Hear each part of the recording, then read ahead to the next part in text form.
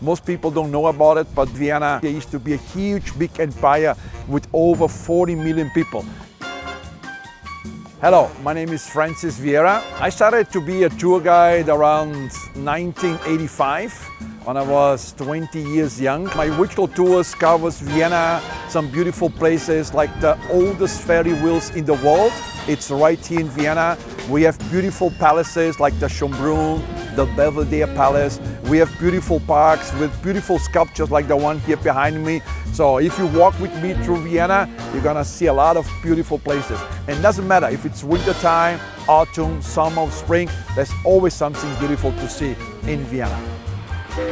So please join Amphy.com, sign up, and I'm gonna see you someday virtually right here in Vienna. Bye. Cool, okay, all right.